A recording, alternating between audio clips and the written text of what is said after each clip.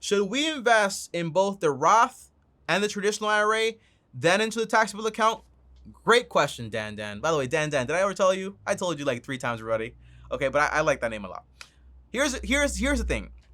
When I tell you invest, for example, 10% of your income to 20% of your income, on average, most people will not make enough money to actually max out their Roth IRA accounts and their 401k accounts and then invest into a taxable account. The taxable account is only invested into after you exploited every single retirement account that follows, right? That's the core idea. So on average, you won't make that much money. Why? Because guess what? Your 401k has a max of $19,500. Can you guys see that? Yeah, you guys can. Plus, for example, your Roth is around $6,000. And if you are going to invest, for example, let's say 20% of your income, well, divided by 0.2, that means you have to make around $127,000 to max out those accounts. The average person does not make this much. The average millionaire, real math, real statistic here, does never earn, for example, over $100,000. So this right here usually is very unrealistic. So what do I mean here? If you are an average person and you make $40,000 a year, and I tell you invest 20%, for example, right? 10, 20%, but you got to pick your number and stick to it. So if you say, I'm going to invest 20%, I don't got my expenses, I'm willing to sacrifice, okay, great. Multiply by 0.20%, it shows, hey, I have $8,000 to go ahead and invest, right? So what do I do with this money right here?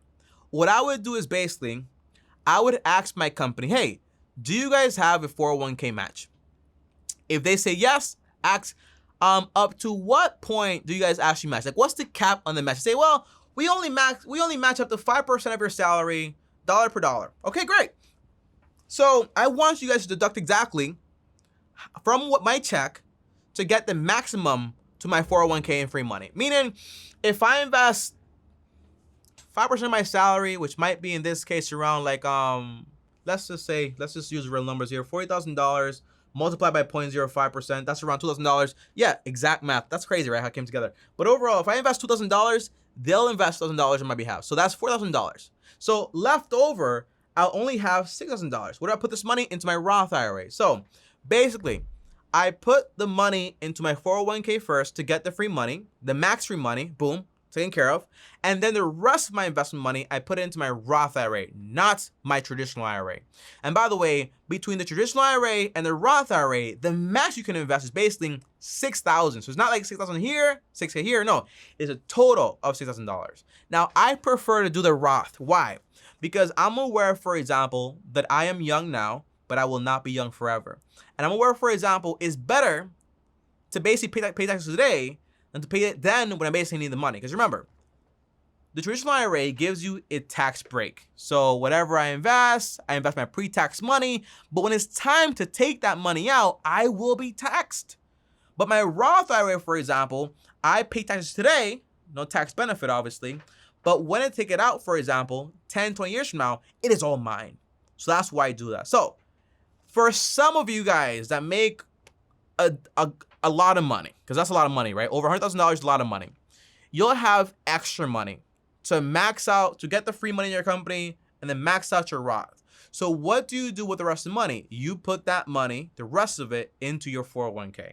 Now, if you make a lot of money, over $150,000, $200,000, a lot of money, you can say, well, I'm going to max out my 401k, my Roth IRA, and then with the surplus of that 20% basically, I'll put it into a taxable account.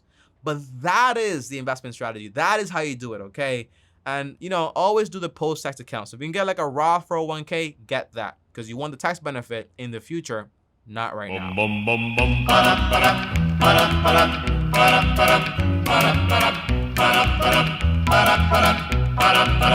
You've got to stop.